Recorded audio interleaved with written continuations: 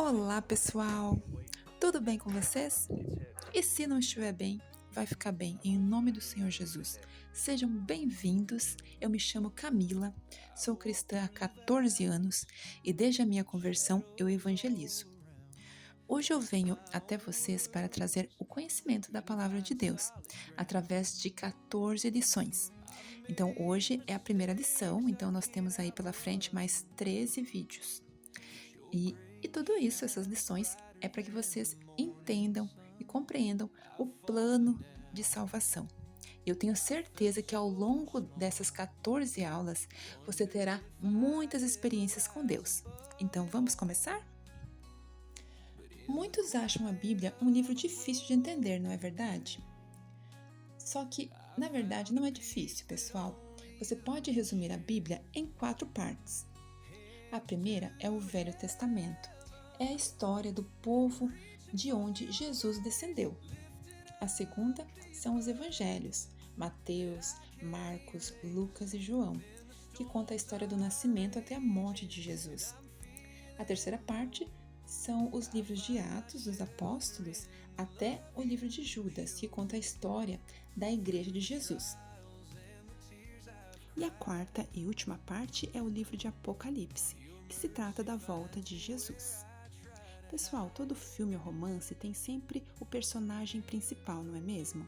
Você sabe quem é o personagem principal da Bíblia? Quem é o protagonista da Bíblia? O protagonista da Bíblia é Jesus. Você vai entender ao término desses estudos por que Jesus é tão importante.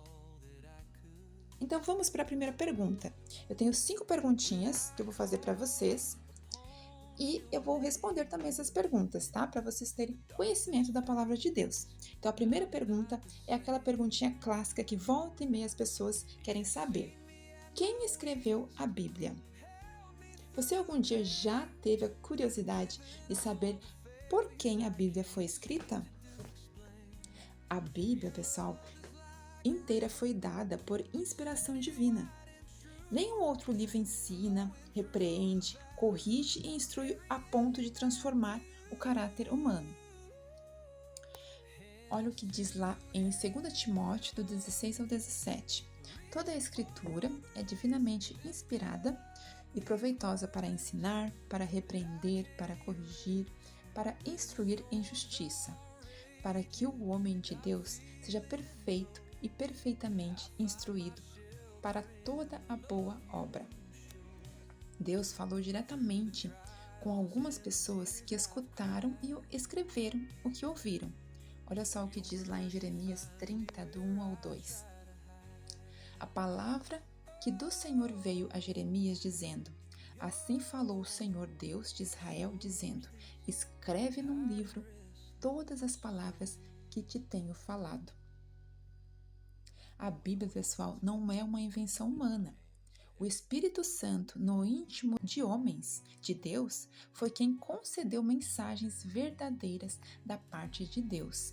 Lá em 2 Pedro 1, do 20 ao 21, está escrito assim: Sabendo primeiramente isto, que nenhuma profecia da Escritura é de particular interpretação, porque a profecia nunca foi produzida por vontade de homem algum, mas os homens santos de Deus falaram inspirados pelo Espírito Santo.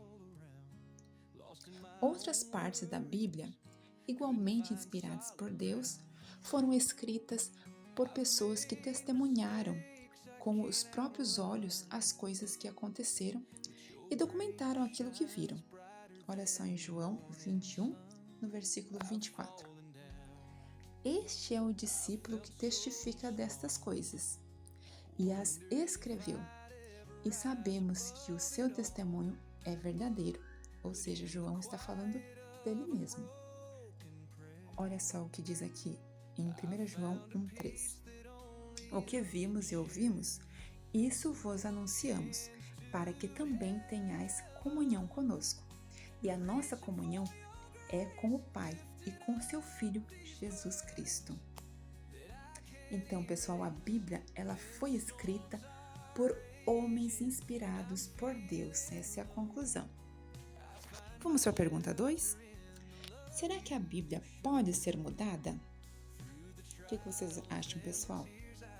Então, qualquer pessoa que alterar aquilo que Deus disse será repreendida. Olha só o que diz em Provérbios 30, do 5 ao 6. Toda a palavra de Deus é pura, escudo e para os que confiam nele. Nada acrescentes às suas palavras, para que não te repreenda e sejas achado mentiroso.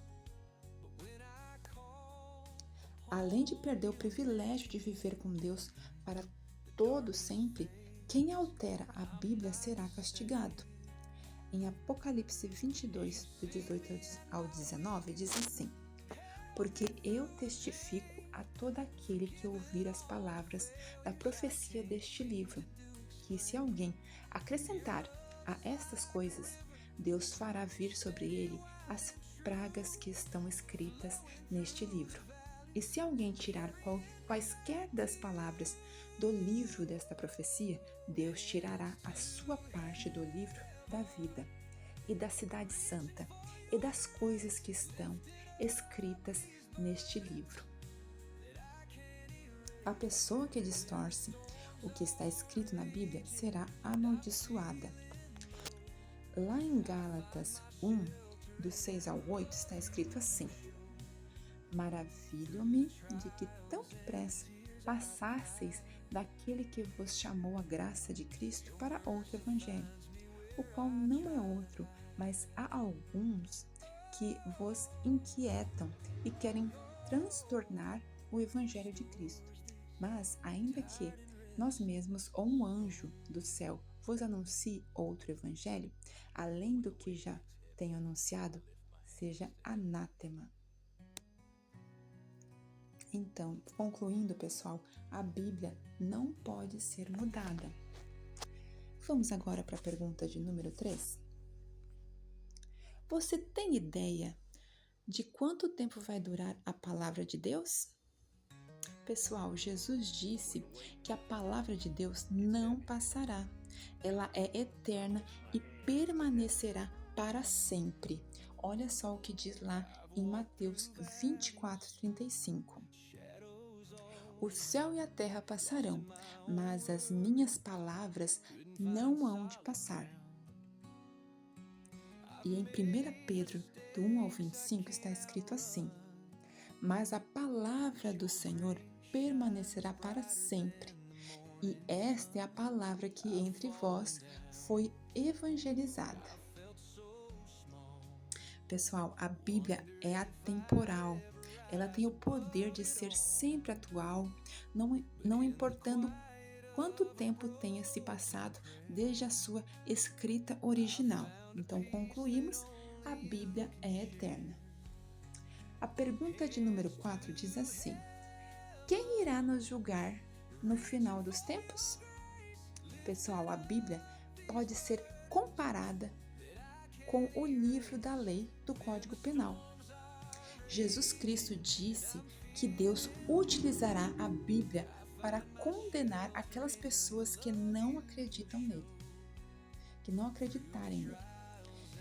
Em João 12, 47 e 48 está escrito assim: E se alguém ouvir as minhas palavras e não crer, eu não o julgo, porque eu vim não para julgar o mundo, mas para salvar o mundo. Quem me rejeitar a mim e não receber as minhas palavras, já tem quem o julgue. A palavra que tenho pregado, essa há de julgar no último dia. Então, concluímos, pessoal, a palavra é que vai julgar aquele que rejeitar a Cristo. Agora vamos para a última pergunta, a pergunta de número 5. Você sabe como Jesus se preparou para começar o seu ministério? Quem foi o inimigo que ele enfrentou? E qual a arma utilizou para vencê-lo? Primeiro, ele se batizou. Mais para frente, eu vou explicar em detalhes o significado do batismo, tá bom, pessoal? Olha o que está escrito em Lucas 3, do 21 ao 22. E aconteceu que, como todo o povo se batizava, sendo batizado também Jesus, orando ele, o céu se abriu e o Espírito Santo desceu sobre ele em forma corpórea como pomba. E ouviu-se uma voz do céu que dizia: Tu és o meu filho amado, e em ti me comprazo. Segundo, ele foi cheio do Espírito Santo de Deus. Em Lucas 4:1 está escrito assim: E Jesus, cheio do Espírito Santo, voltou do Jordão e foi levado pelo Espírito ao deserto.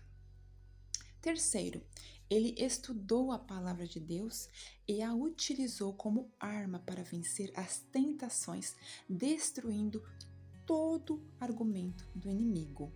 Olha só o que diz em Lucas 4, do 1 ao 4.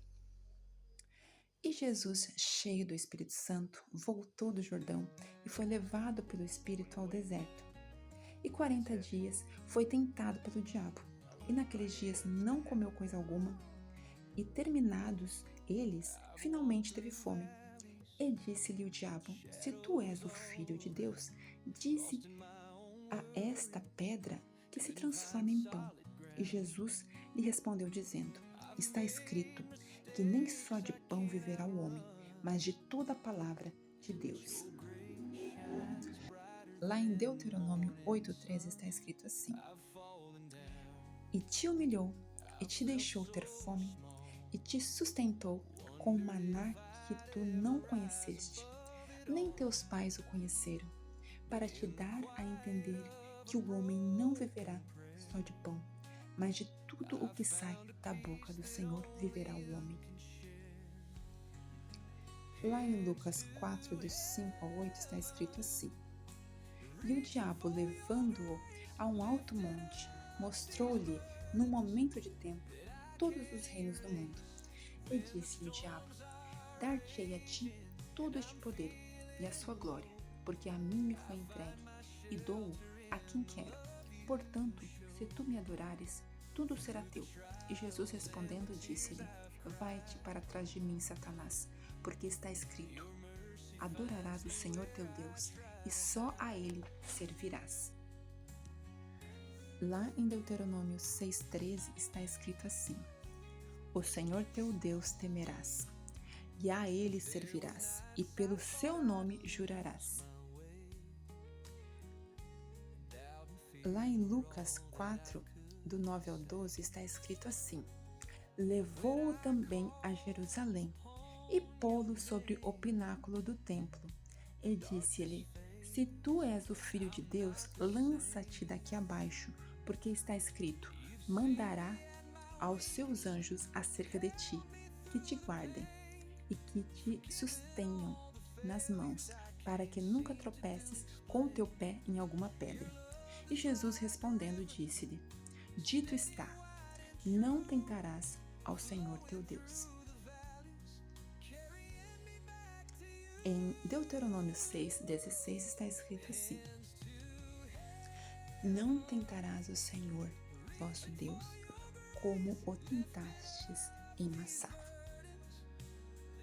Em Salmos 91, do 11 ao 12, está escrito assim: Porque aos seus anjos dará ordem a teu respeito, para te guardarem em todos os teus caminhos.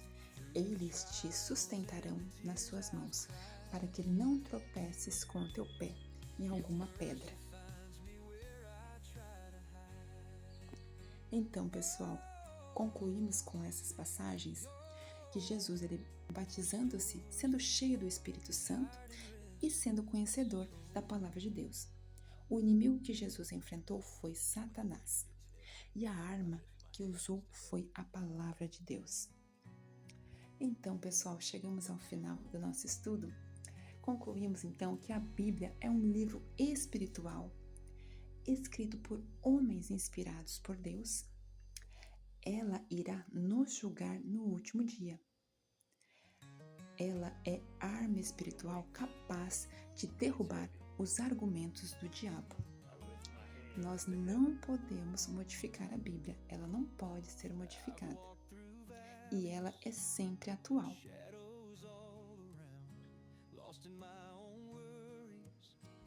Então é isso, pessoal. Chegamos ao final dessa primeira aula. Me despeço aqui e que Deus abençoe muito a sua vida. Nos vemos então na próxima aula, onde vamos falar sobre Deus e onde Deus está.